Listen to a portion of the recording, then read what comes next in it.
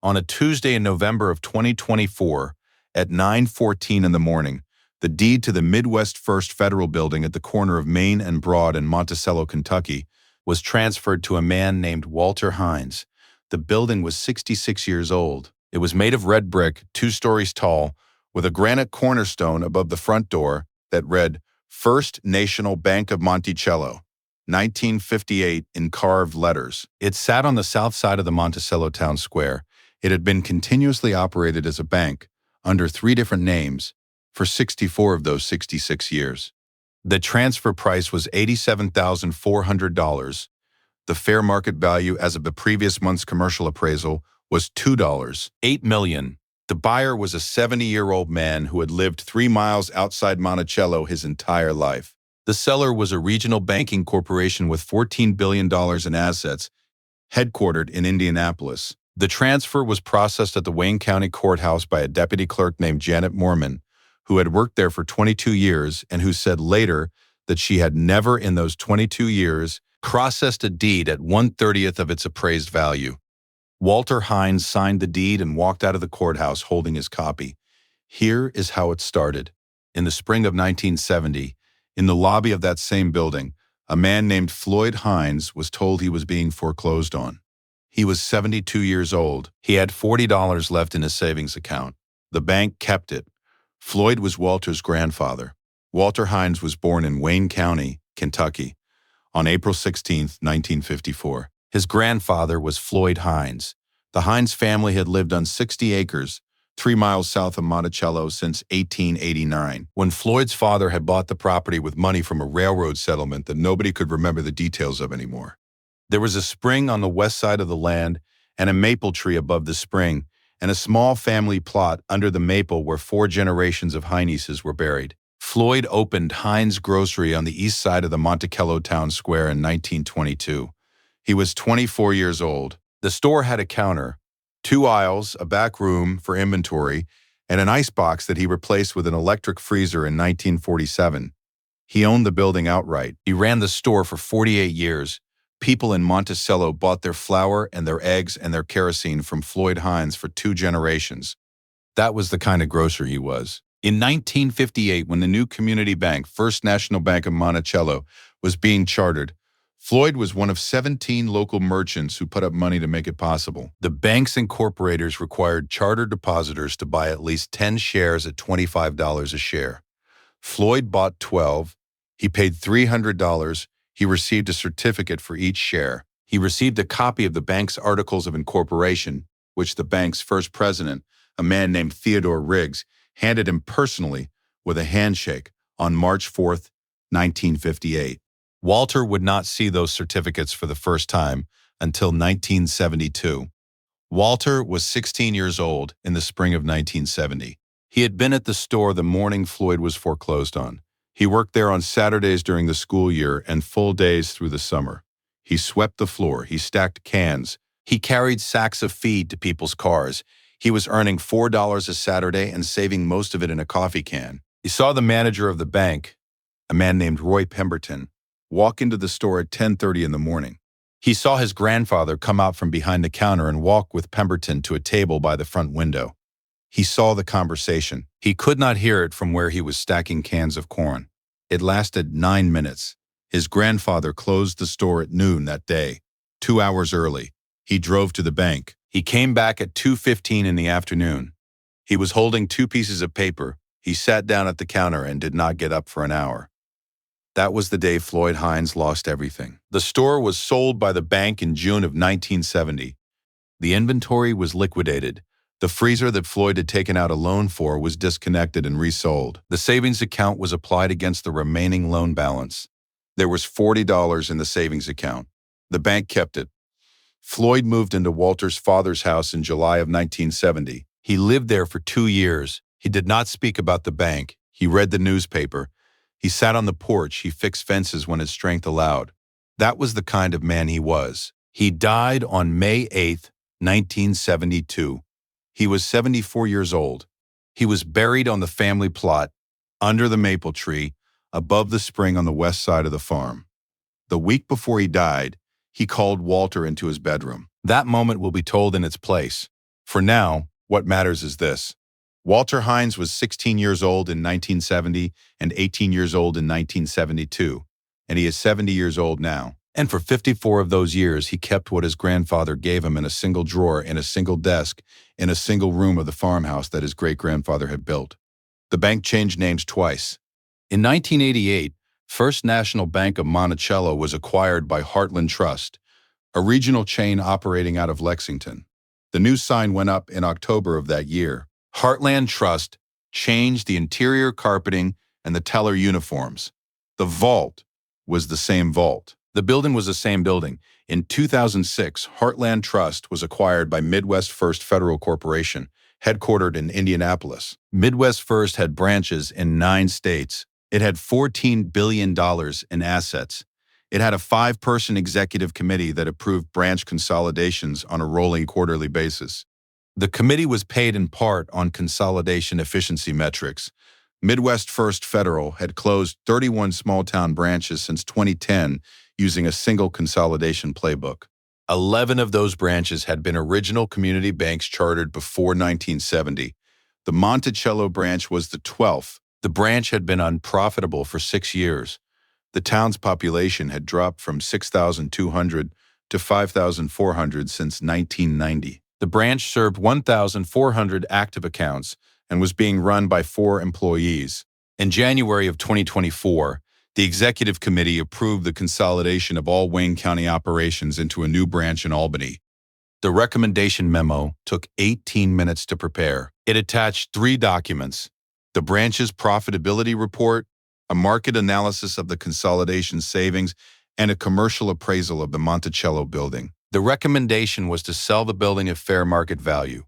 The estimate was $2, $6 to $2, $9 million to the parent corporation. No one pulled the original 1958 Articles of Incorporation. The 1958 articles were stored in a banker's box in a records facility in Indianapolis. The banker's box had not been opened since 2006. The articles were 41 pages long. The relevant clause was on page 31. The relevant clause specified that founding depositors, defined in Section 4C as those who had purchased at least 10 shares of common stock during the bank's chartering period between January and March of 1958, would retain in perpetuity and would pass to their lineal descendants in perpetuity a right of first refusal on any sale of the bank's primary operating premises at a price not exceeding the original 1958 appraised valuation of those premises as recorded with the Wayne County Recorder. The 1958 recorded valuation of the building was $87,400. No one had read page 31. No one had read any page. They had read the commercial appraisal. The building was listed for sale on April 11, 2024. The local newspaper, the Monticello Town Crier, printed a small announcement on April 14th. The announcement was on page 7. It ran 84 words. Walter Hines read it on his porch the morning of April 15th, drinking coffee. He went inside. He opened the drawer in the desk. The envelope was manila. It was 11 inches by 6 inches. It had been creased lengthwise once and folded in half. The crease was 52 years old. The paper had yellowed at the edges. The handwriting on the front said for Walter in his grandfather's hand, in pencil. The envelope had been in the same drawer of the same desk in the spare bedroom of the Hines farmhouse since 1972. Inside were 3 things. The first was a stack of 12 share certificates. Each measured 8 by 10 inches. Each was printed on heavy stock with an engraved border. Each was numbered 001 through 012 in the original 1958 issuance sequence. Each was made out in the name of Floyd Albert Hines. Each was signed by Theodore Riggs and dated March 4, 1958. The second was a copy of the Articles of Incorporation of First National Bank of Monticello, dated February 11, 1958, recorded with the Kentucky Secretary of State and the Wayne County Recorder. The articles were 41 pages long. They had been bound with 2 staples in the top left corner. The staples had rusted slightly. The third was a letter on bank letterhead, dated September 19, 1971, signed by Roy Pemberton, the same manager who had foreclosed on Floyd 17 months earlier. The letter said, "Mr. Hines, I am returning these certificates that turned up in our files during a records review. They have no current value and are not redeemable for any cash or asset. You may discard them or keep them as souvenirs of your time as a depositor. Sincerely, R. Pemberton. Floyd had not discarded them. He had folded the letter and placed it inside the envelope. With the certificates, he had carried the envelope home and put it in the drawer of the desk that he kept in his son's house. He had said nothing about it for 9 months. Then, the week before he died, he had called Walter into the bedroom. Walter remembered the conversation in 3 lines. His grandfather had said, "There's an envelope in the desk drawer. It says for Walter on the front. I want you to take it home with you and keep it." Walter had asked what it was. His grandfather had said, "It says the building belongs to me." They don't know that. Someday when they need to sell it, you'll know what to do. Don't lose it. That was the whole conversation. Walter had been 16 years old. He had not understood it. He had taken the envelope home. Anyway, he had kept it. Now he was 70 years old. He had read the announcement in the town crier on April 15th. He took the envelope out of the drawer. He sat at the kitchen table and opened it for the first time in 52 years. He read the Pemberton letter. He read the certificates. He read the articles of incorporation slowly, page by page. He stopped on page 31. He read it once, then again. Slower the second time, he picked up the phone and called a lawyer in Albany whose name he had seen in the town crier the year before. Her name was Margaret Ellsworth. She was 56 years old. She had practiced commercial law for 28 years. He drove to her office the next morning. Margaret Ellsworth read the envelope's contents for 45 minutes. She read the articles twice. She read page 31 4 times. She looked up. She said, "Mr. Hines, I'll be honest with you. Clauses like this in old corporate articles almost never survive a modern challenge. 66 years is a long time. But before I tell you no, I want to pull the original recording from the Wayne County Recorder and verify it against the Secretary of State's archive. Give me 2 days." Walter nodded. He drove home. Margaret called him 41 hours later. She said, "It's enforceable. They'll fight it. But it's enforceable. Come back tomorrow." The hearing was set for July 23, 2024. Between the filing in May and the hearing in July, the bank's lawyers called Margaret Ellsworth's office twice. The first call came on May 31st, 4 days after she filed. The second call came on June 19th. The second call included an offer. The offer was that Midwest First Federal would pay Walter Hines $1, $4 million to withdraw the claim. It was extended through a Lexington firm representing the bank. Margaret called Walter at the farmhouse. She told him about the offer. She said, "It's tax-free under settlement law. It would be in your account within 2 weeks. I want you to think about it." Walter said, "I don't have to." Margaret said, "You're sure?" Walter said, "I'm sure." Margaret hung up. She called the Lexington firm back. The offer was rejected. The hearing was held in Courtroom 2 of the Wayne County Courthouse in Monticello on July 23rd at 9 o'clock in the morning. The judge was a man named Harold Whitfield, 67 years old, 24 years on the Wayne County Circuit Bench. He had grown up in Monticello. He had bought groceries from Floyd Hines as a child. The courtroom was small, wood-paneled walls, an American flag in the corner, an air conditioner that ran loudly. Walter wore the Navy suit he had worn to his grandfather's funeral in 1972. The cuffs were frayed at the corners. He had had the sleeves let out twice over the years. He sat at the front table next to Margaret Ellsworth. The manila envelope was in his lap. The bank brought 4 lawyers. They came in a single black car from Lexington. The lead lawyer was David Brennan, 41 years old, partner at a firm called Brennan and Hayes. He had graduated from the University of Virginia School of Law in 2008. His firm received roughly $250,000 a year in retainer fees from Midwest First Federal, which made the Monticello case worth winning. He wore a charcoal suit and a watch that he checked once when he sat down. His associates carried matching leather folders. Brennan spoke first. He spoke for 23 minutes. He argued 3 things. First, that the right of first refusal in the 1958 articles was unenforceable under the doctrine of perpetuities. Second, that Floyd Hines's founding depositor status had been extinguished in 1970 when the bank foreclosed on his loan. Third, that Walter Hines, as a lineal descendant rather than the original depositor, lacked standing to enforce the clause. He was confident, he spoke smoothly, he cited 4 Kentucky cases. He referred to the founding depositor clause as a legacy artifact of a different era of community banking. He allowed himself a small smile when he said it. Judge Whitfield listened.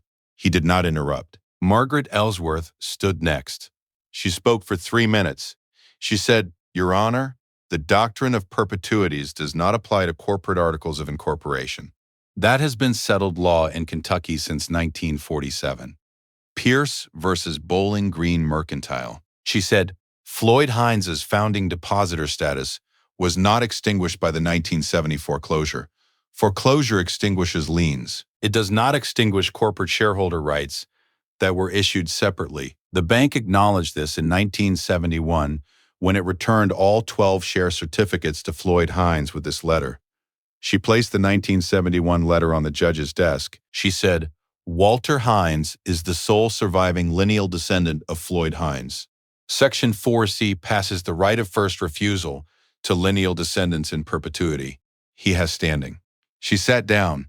Judge Whitfield picked up the 1971 letter. He read it once. He set it down. He picked up the 1958 articles. He turned to page 31. He read it once. He looked at David Brennan. He said, "Mr. Brennan, has your client at any time in the last 66 years obtained written waiver of the Section 4C rights from Floyd Hines or any of his heirs?" David Brennan opened his mouth. He looked at the associate to his left. The associate did not look back at him. He closed his mouth. He said, "Your Honor, the 1971 letter constitutes." Judge Whitfield said, "The letter says the certificates are returned and may be kept as souvenirs. It does not constitute waiver." I'll ask again, did your client obtain written waiver of those rights at any time? David Brennan said, "No, Your Honor." Judge Whitfield said, "Then the right of first refusal stands. Mr. Hines is entitled to purchase the Monticello branch building at the 1958 recorded valuation of $87,400. The court will sign the order this afternoon. We are adjourned." He stood up and walked out. The courtroom was silent for about 10 seconds. David Brennan closed his folder. He stood. He walked out without looking at Walter Hines. Walter signed the order at 2:45 that afternoon. He drove home from the courthouse alone. The drive took 14 minutes. He took the route past the family plot. He did not stop. He parked the truck in the gravel drive. He went inside the farmhouse. He sat at the kitchen table. He took the manila envelope out of the inside pocket of his suit coat. He opened it. He laid out the 12 share certificates, the 41-page articles of incorporation, and the 1971 letter from Roy Pemberton in the order his grandfather had arranged them. He folded the articles in thirds. He folded them the way his grandfather had folded them. The creases met. He slid the articles into the envelope. The certificates next in order, 001 through 012, the 1971 letter on top. He folded the envelope in half along the lengthwise crease. The crease was 52 years old. It met its old fold without resistance. He carried the envelope to the spare bedroom. He opened the drawer of the desk his great-grandfather had built in 1894. He put the envelope back inside. He closed the drawer. Then he walked outside. The maple tree above the spring on the west side of the farm was 84 years old. Floyd's stone was small. It was the kind of stone Floyd had asked for. His name, his dates, one line beneath. He kept his store for 48 years. Walter stood there for a long time. He spoke once. He said, "It's done, Granddaddy. Building's yours." $40 came back with interest. He stood there a while longer. The spring ran behind him. The sound of it had not changed in his lifetime. He walked back to the house. He drove to the feed store. He bought a bag of grass seed and a new gate hinge. He drove back. He worked on a section of fence behind the barn for the rest of the afternoon. He held the building for 14 months. He paid the property taxes himself. He kept the doors locked. He did not put up a sign. He did not return any of the 11 calls from the town crier. In January of 2026, he transferred the deed to the Wayne County Volunteer Fire Department, which had been raising money for a new station since 2008. The transfer price was $1. No ceremony was held. The cornerstone that read First National Bank of Monticello 1958 was left in place. That is how a man takes a bank's building. Not in a year, not in a decade, sometimes in 54 years, with an envelope his grandfather handed him from a sickbed and a drawer in a desk built by a man who never met the bank that wronged his son. Tell me in the comments, would you have taken the bank's $1 or $4 million settlement and walked away clean, or would you have held out for the building itself? I want to know. Next time, a 68-year-old man in eastern Oklahoma whose father bought a railroad easement in 1964 that the railroad now wants to break. He's been waiting 17 years for them to try. Subscribe so you don't miss it.